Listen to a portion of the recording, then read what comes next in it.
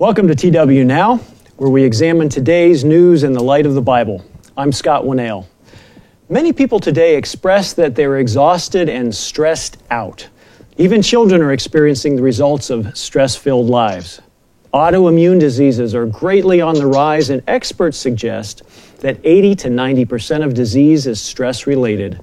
Headlines about the negative consequences of stress are prevalent. For example, in a December 2018 headline in a British paper, we read, "The number of hospital admissions for stress and anxiety soars in decade." The article states that fast-paced and hectic nature of contemporary society has seemingly taken its toll on the mental health of many Brits, as outlined by new figures comparing the number of hospital admissions for stress and anxiety this year to a decade ago. Is stress and its consequences just something we have to suffer through, or is there a way to escape its clutches? What can you do to avoid the vast number of health problems caused by stress? Today's returning guests have some experience with this topic and will provide you with the valuable insights and answers you may be looking for. I'd like to welcome to the studio again Dr. Douglas Winnale. Dr. Winnale holds a master's degree in nutrition and health promotion and a PhD in anatomy and physiology. He's also been a faculty member at several universities. He's a Tomorrow's World writer and minister who has written on many health topics in the past as they relate to the Bible. So welcome, and it's good to have you back with us. Thank you. Dr. Richard Franz is a doctor of chiropractic with a holistic approach to medicine and the human body, and was also a university faculty member for many years. As a minister, he also approaches health from a biblical vantage point, and he's joining us via Skype from St. Louis, Missouri. So it's good to have you back with us as well, Dr. Franz. Good to be here. If you have any questions as we carry out our discussion today, we encourage you to please message us. We'll do our best to address some of your questions related to stress. Also, please be sure to subscribe, like, or share today's program. And to get us started today, Dr. Franz, I'd like to ask you if you could just define stress for us. Give us an operational definition so that we're all on the same page. Stress, to start out, stress is a normal part of our life. It could be defined as a physical or a mental tension created by either something going on internally with our physical health or our well-being, or it could be from an environmental factor, social situations, our work. But it creates a tension within us that gives us a feeling of uneasiness. Dr. Winnale, do you have anything you want to add to that definition? I think as Dr. Franz mentioned, it's a natural reaction. If somebody comes up and pokes you in the back with something sharp, you not only have an immediate reaction, you have a physiological reaction where your blood pressure goes up, your blood vessels tighten, you get hormones dumped into your system, and a lot of things begin to happen. And this can happen with a mental stress too. So there's a lot of reactions to stress. It can be good, it can be bad. It can be good, it can be bad. Dr. Franz, any more thoughts about this good versus bad stress? Most of us don't think of stress as being good. Oh, stress is an excellent motivator. It helps us focus our energy. It'll improve our performance in what we're doing, whether that's intellectual or physical. It could push us out of our comfort zones, that we could achieve things that maybe we wouldn't have tried previously to that. Negative stress is something that creates anxiety or concern, and it'll decrease our performance. Negative stress is usually looked at as a stress that's prolonged, something that we don't have control over. Positive stress is, for the most part, we have control over. So negative stress, isn't that probably the kind of stress that most of us think about when we think about stress? Absolutely. That's the part that affects our mental health and well-being, our physical health. It affects our social life and our family life as well. Okay. When you're worried about the same thing and you worry about it over and over and over, all these physiological things happen in our body and they continue. And it basically wears the body out over a period of time and things begin to break. You mentioned the physiological things, the biological things that happen in the body. What are some of those changes that we see happen as a result of stress? I think, as I mentioned, your blood vessels constrict. So when your blood vessels constrict, the heart has to work harder to push the blood through, so your blood pressure goes up. And then you get hormones that are dumped into the bloodstream that have an impact all around the body. Your immune system is affected. A lot of things are affected. Dr. Franz, when we think about this, the impact that stress has on our bodies, what are some of the long-term impacts of prolonged stress? Well, like Dr. Warnell was saying, it's our blood, our vessels constrict, and our blood is shunted away from our vital organs to our muscles because we get into a flight or fight mechanism. A lot of us have heard that term that we want to run away or we want to fight. So without that blood sustained at that level, our vital organs don't function as well as they should. Sustained at that level, we can develop high blood pressure or depression. Heart disease, our bowels won't work well. There'd be a change in our weight, whether it be weight gain or weight loss. So there's a cascading effect of the body's reaction to this long-term stress situation that we're in. As Dr. Franz was saying, heart disease is one of the consequences. People with asthma, oftentimes it's exaggerated as a result of stress. A lot of people get upset stomachs, heartburn, things like that, because your body secretes acids and so on because it thinks it's going to be eating. It seems to aggravate Alzheimer's disease. People under stress wind up with those symptoms coming on much earlier. It accentuates aging. And leads to premature death.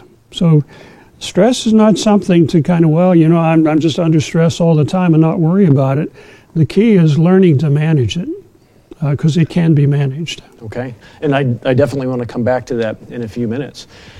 Dr. Franz, let me ask you, when we think about stressors in our lives, what kind of things in our lives today are causing stress? It seems like when we look around society today, people are under a greater level of stress than they've been perhaps in decades before. And we probably have some research to even show that. But what are some of these major stressors we're seeing in society today? Everyone, as individual as we are with our fingerprints, we could be that individual with what is it that creates the stress in our lives that's of a negative type. Work usually tops the list, our employment.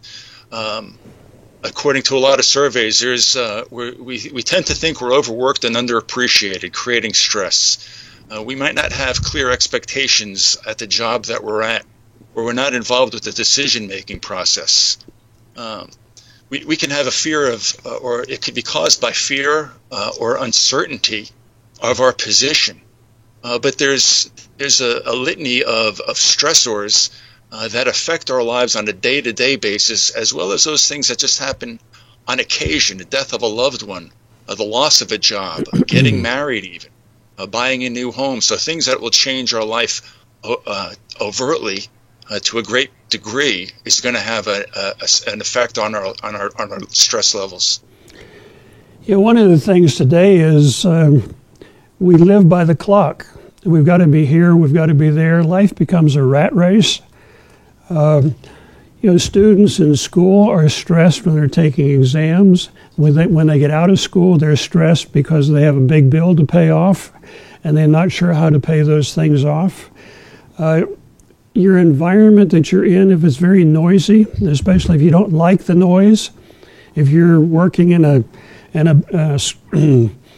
desk or something and somebody next to you is playing rock music or something that you don't like to hear, they may love it, but it becomes a stressor for you.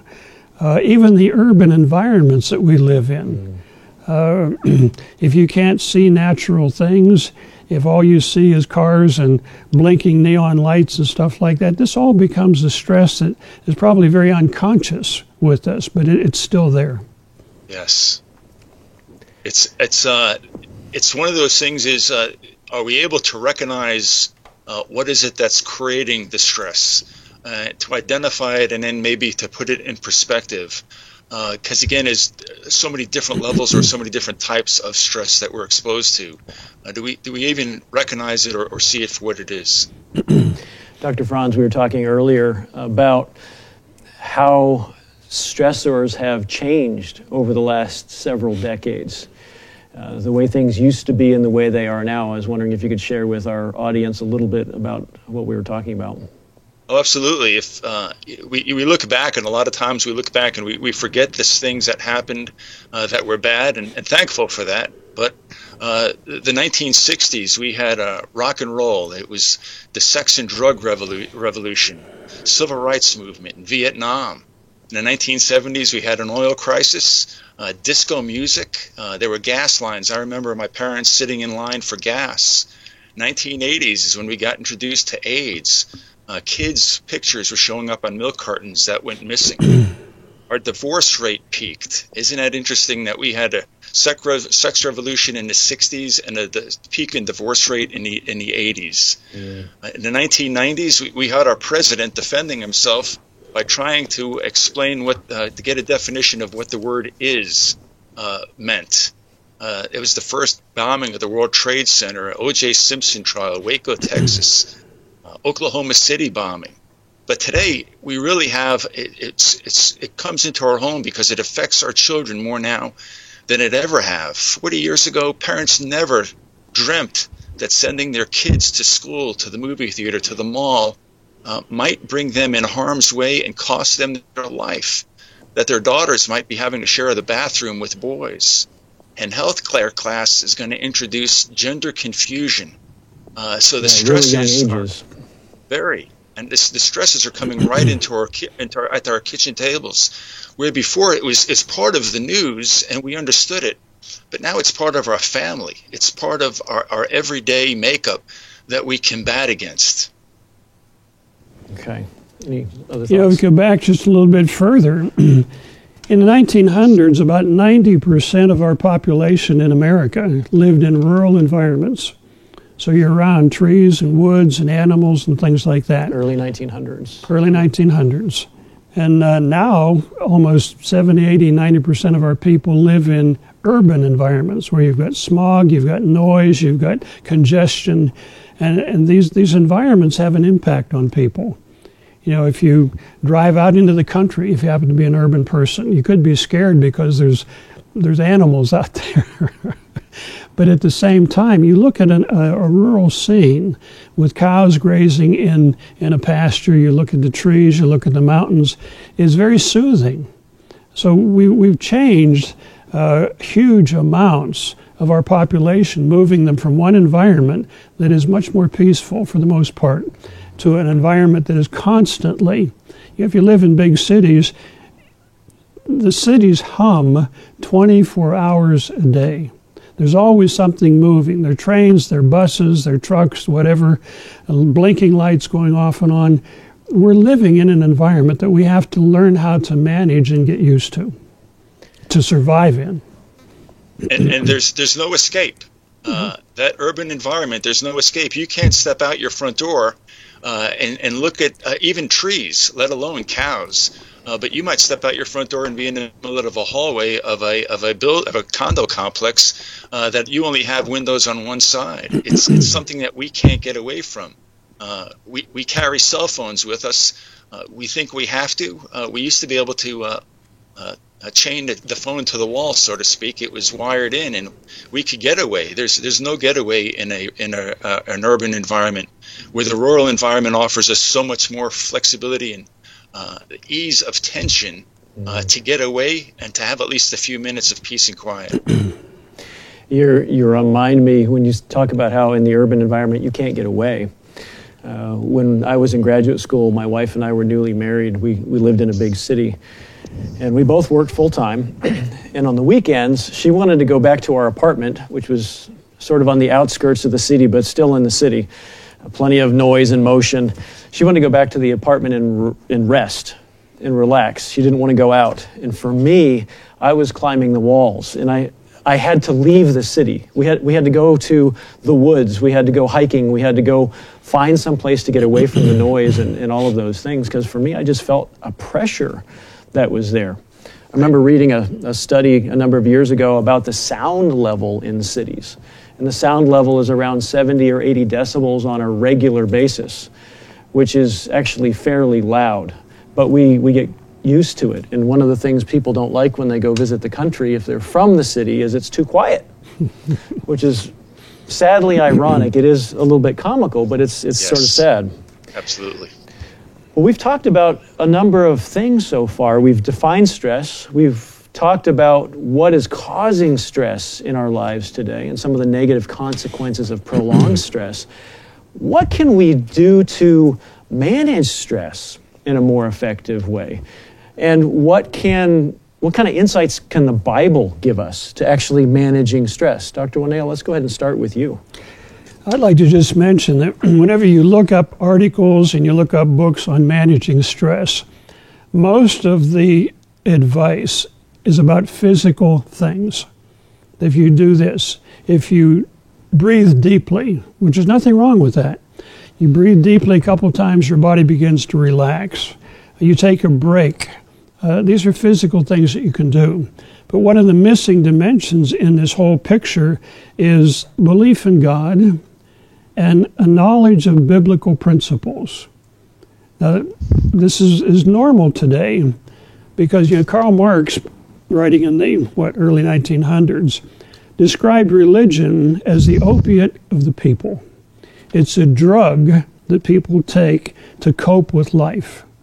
Sigmund Freud mentioned that religion is not only a cause of mental illness, it is a mental illness. I came across a quote by a physician. He said, "I heard from my teachers in medical school that religion was harmful." He said, "I have found as a practitioner, most of the research says that religion is very helpful." And he's talking about the Christian, Judeo-Christian religion. But the Bible has quite a bit to say about principles of how to deal with stress. And those principles actually fit with scientific evidence. So we can go through a number of things here, but when it talks about relaxing, Jesus used a principle in Mark chapter 6, about verses 30 to 32, where he told his disciples they'd come back from a mission. He said, let's take a break. Let's get away for just a little bit. So he's using this principle of relaxing, changing your environment, getting away. God designed the human body. He knows what the human body needs. A number of other principles that we could talk about. If you get stuck in traffic, for example, I was driving home the other night, and the traffic was pretty heavy. I turned onto a road that normally is a bypass. It's about 2 miles long, but as soon as we turned the corner, bang, we were bumper to bumper. And I realized this is going to take probably 5, 10, 15 minutes to get through. And I was watching a guy in my rear view mirror, and before we turned the corner, he was kind of, let's get going. And he turned the corner and he said, He saw what he was going to be doing. And then I saw him beating on the steering wheel and looking around. And I thought, I'm going to be here for 5 or 10 minutes. I turned on the radio to listen to the news. So there's a principle in the Bible about redeeming the time, making the most of the time. In Ephesians chapter 5, verses 15 and 16, I had 10 minutes to use that I didn't know I was going to have. And to me, it was a break. And I looked at the trees because we happened to be going through a semi-rural area. He was behind me, still beating on the, the steering wheel because he was focused. He wanted to get someplace. And we have to be able to adjust. You're talking about perspective, aren't you? Mm-hmm. Sort of changing that perspective. Dr. Franz, what do you have to add? It's interesting. There's folks that, especially driving, it creates stress for a lot of people because, like Dr. Weinell said, they don't redeem the time and make the most use of it. A lot of those folks are caught up into that fight or fight mechanism that that's how they live. So when things happen like that, that's how they respond. but to his point, especially driving in the car, I think that's why there's such an upswing in the use of audiobooks and podcasts. It's really a time that you can get an education. There's language tapes that you can listen to. There's things that you can do to help yourself that you might not have thought about otherwise, because driving in traffic isn't supposed to be something that you could benefit from. We have to. It's not thinking outside the box. It's just making use of a biblical principle that's already been there. You could even download TWNow as a podcast and listen to that. Let me just make a quick question or comment to our audience. Thanks for joining us here on TWNow. Today we're talking about stress and is it killing you? Right now we're talking about ways to manage stress more effectively and what the Bible has to say about that, advice that the Bible even may give, and insights the Bible may share on managing stress. Dr. O'Neill, some other thoughts? Another piece of advice that you normally find in stress management programs is regular exercise. What people don't realize, the Bible says pretty much the same thing. In 1 Timothy chapter 4 and verse 7, Timothy's writing, he's writing about some principles. And he says that exercise profits for a little while. What it actually means that it profits for a temporary period of time. But if you exercise, your body also releases what are called endorphins. And these are like natural tranquilizers in your body. So it's not only good for exercising the muscles, you actually begin to unwind. You begin to tone down. So there are biblical principles that point us in the same direction. Another aspect is contact with nature. We've been talking about this a little bit, but a number of studies have been done. Started back about 20 years ago where they were looking at hospital patients. And patients that could look out a window and actually see trees and see a waterfall, their recovery time was shorter. And they've actually found, even if you just look at a picture of nature with mountains and whatever, your blood pressure will go down. Or if you listen to nature sounds, you're listening to the waves coming in, just as background information. These things actually work. You know, God put Adam and Eve in a garden. He didn't put them in a high-rise or in a congested area in Jerusalem right next to the temple. He put them in a garden of Eden. Psalm 23 talks about he makes me lie down in green pastures beside still waters. When you're beside still waters, you're looking at green pastures, your blood pressure goes down. You begin to relax. So there are biblical principles that actually work that the Bible contains that most people don't even study. They're not even aware that they're there.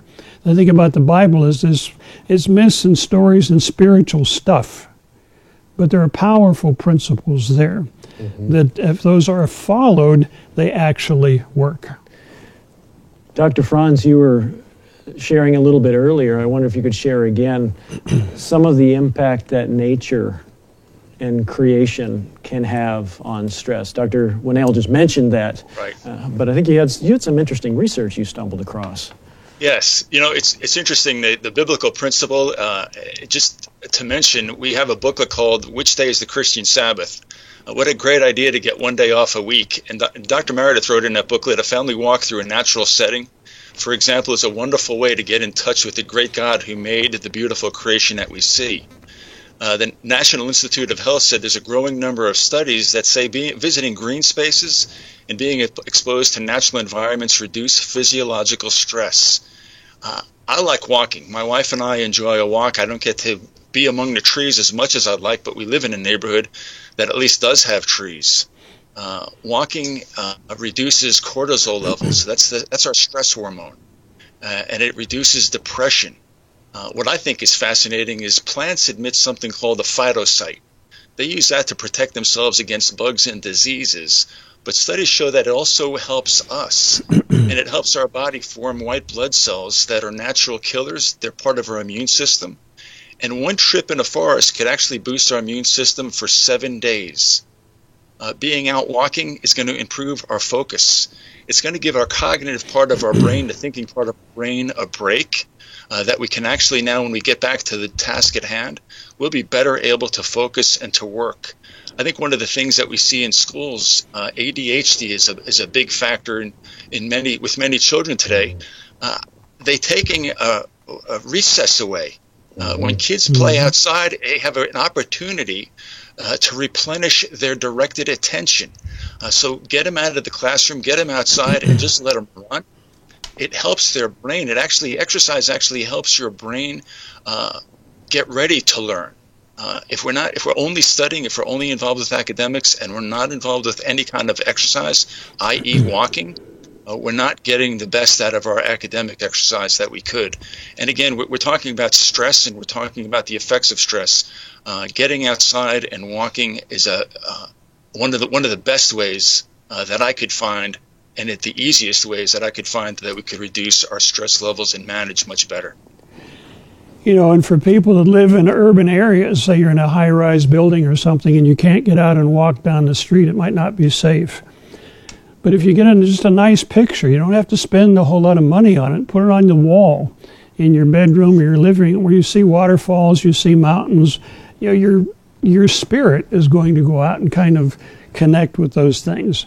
You remind me today with our smart televisions and our connectivity, you get on a channel like YouTube and you can actually download or connect to visual imagery with music in the background, images of creation, which actually can be pretty relaxing. You know, the dentist that I go to, he used to have pictures like that. You look at the television while he's working on you. You got fish swimming around and you got waves coming in. And they've recently changed it where they've got ads coming in and stuff like that. And it's frustrating because you can't follow it because all of a sudden the hand is in your face. But there are things that we can do. Let me just mention a couple more.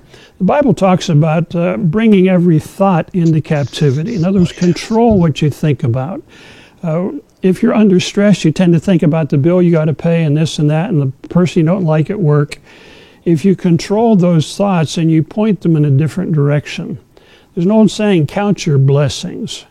And if you start counting the blessings that you have and you think about ways that you can work better with a person, you know, your brain is actually going to rewire. And if you pray about them, say, God, please help me work with so-and-so. And you do that over and over instead of letting these thoughts run through your mind. I don't like him, I'm going to get him. Your brain will actually rewire. It's called neuroplasticity. So there are things that we can do. Being thankful, I think, is a big thing. And a very biblical principle. Very biblical. Very biblical. Dr. Franz. I think one of the fastest ways to relieve stress is do something nice for somebody. You leave the house in the morning, you had an argument with your wife. This happened to me. The dog messed on the floor, the kids aren't behaving. You're on your way to work, and some guy's in the middle of the road waving his hands at you with a tire laying outside of his truck. And all he wants to do is get the tire back in the truck, and you don't even have to get out of your car. And so I backed my pickup truck to his. He got the tire in my truck, and then consequently put it in the bed of his truck. And that made my day. I forgot about everything. I bought my flowers on the way home, hugged and kissed the kids, petted the dog when I got home. It was fantastic. So doing something nice for somebody is a way out of stress. You know, it sounds almost cliche when you say that, but there's actually a decent amount of science that shows that that's actually the case. Maybe you could even explain a little bit why doing something nicely for someone helps lower our stress levels. Well, for one thing, the big thing is we understand in Scripture it's more blessed to give than to receive. So when we have that attitude, when we have that attitude of giving, it's gonna again release those endorphins and dopamine, that expectation of something good happening, and that's going to resonate with our own physiology and our own mental capacity, and it's going to relieve all of those factors that have come into our mind. Dr. Wynell mentioned to bring every thought into the captivity. Take them captive. Don't let them run wild in your brain. And focusing our attention on somebody else and away from ourselves just works wonders. I'd like to mention one other thing. I mentioned at the very beginning, the belief in God is important to dealing with stress and dealing with life. Many people are not convinced today that God exists. And that's a shame. It's a tragedy. Because God makes certain statements in the Bible, they're inspired there.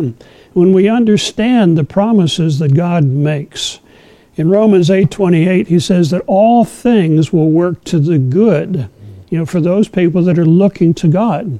And when you're looking to God to intervene, you have a perspective that you realize, I know this is going to work out for good because God will work it out for good. I don't have to worry about it that much. In 1 Corinthians chapter 10, verse 13, it says, you're going to be tried just like everybody else, but I will make a way of escape. Now, when you have this perspective, you don't have to worry about everything because you're looking to God to do for you what you're not going to be able to do for yourself. So we're being robbed today of a dimension, a spiritual dimension, when this is not brought into education, when the media puts down these things. Like this doctor said, he said, I heard in medical school from my professors that religion was harmful. But he said, I've found that it's not, and the science behind it says it's not. Dr. Meredith has we have a booklet that he wrote, Your Ultimate Destiny, and he asked the question, why does God allow dedicated Christians to go through years and decades of trials, tests, and persecutions? And he quotes Romans 8:18 that talks about the sufferings of this time are not to be compared with the glory that's revealed in us. And he concludes by saying, throughout the Bible, there's literally dozens of verses that indicate our sufferings and trials and tests. The whole process of overcoming helps fashion and mold us into the image of God. So like Dr. Wynell said, the perspective that we take, the light that we shine on the difficulties that we go through, if we understand God and we understand His truth, and that these things are going to work out, and the whole idea is we understand that our ultimate destiny is we are going to be part of the God family, spirit beings one day, and it puts everything that we're going through in life in a little bit better perspective, and it's really the reality of it. It puts it in a real perspective as opposed to one that our minds just might have conjured up in the heat of the moment. And that concept of perspective, we come back to it again. It really is important when we're talking about stress, because when we're stressed, we tend to narrow in versus that bigger perspective helps put that stressor, that small stressor, in a different context, doesn't it? Gentlemen, I want to wind down. We covered a lot of ground today, and I think you've given some really helpful, practical pieces of advice that our audience can use right now and put into practice right now. I would like to ask a final question, and Dr. Wynell, we'll start with you if you don't mind. What is a key takeaway message you'd like to leave our audience with today related to stress and managing and balancing it? Solomon wrote in Proverbs chapter 4, verse 26, talks about pondering the path of your feet, thinking about where you're going to go, thinking about how I'm going to deal with life. I would encourage everybody to make a plan, identify what the stressors are, since we're talking about stress. Identify what the stress is in your life, and then make a plan to deal with it. We've talked about exercise, deep breathing, we've talked about reframing situations, we've talked about contact with nature, being thankful. Make a plan. One of our members that I travel with in South Africa, when I'm down there, I'll ask him, well, how are we going to do this? He says, we will make a plan. We will make a plan. I would encourage you, make a plan to deal with the stressors that you're dealing with. Get some advice, pray about it, ask God for guidance, but make a plan. Okay. Dr. Franz. I think one of the best things, and I'm going to go back to this, we mentioned it earlier, but I love it that our audience would take this away. Dr. Wynell said, ponder the path of your feet. I tell you to get your feet on a path. Begin a walking program. Research says 150 minutes a week will improve your mental attitude. It'll improve your mental capacity. So many of us are Bible students. We read and study Scripture, and we want to do better at memorizing Scriptures, remembering things in Scripture. Taking a walk. You can use it as family time. It's a time to relax. It's a de-stressor. And it increases not only our emotional and our spiritual well-being, but our physical well-being as well. So it's really it's an uncomplicated, inexpensive method to help overall living our lives from day to day in this world. And if you walk with a mate, you might actually improve your marriage at the same time as you decrease your stress. Well, gentlemen, it has been a pleasure having you both on the program today. Dr. Franz, thanks for connecting in with us from St. Louis. Thank you. And Dr. TWNow, thank you for being in the studio with us again today. Thank you. Thank you. Stress is everywhere, and it seems like most people are stressed most of the time. There are so many elements in our modern societies that result in increased stress. Yet there is still a great deal of control we can have over the stressors in our lives. In recent decades, science seems to be lending weight to biblical principles given long ago as they relate to stress. Amazingly, many of God's commands in the Bible do help us manage our stress and improve our health. Actions like getting enough rest, reducing worry, going to church regularly, praying, finding time to relax, and even listening to music can all help us better manage our stress, as can planning for the future and managing our time as well. Ultimately, trusting God to lead and protect us is one of the most powerful tools for managing our stress, as we've just talked about. We really can manage our stress successfully, but it requires taking actions and making some changes. To learn more about how to effectively manage your stress, be sure to read or listen to our article, Overcoming Stress. And you can find that on the tomorrowsworld.org website. Again, that's Overcoming Stress. To view more of today's news in the light of the Bible, please continue to join us each week here on TWNow. Next week, we plan to discuss water baptism and why it's critical for salvation. We look forward to seeing you again next week. And by the way, please, we invite you to share, subscribe, or like today's program. Have a great week.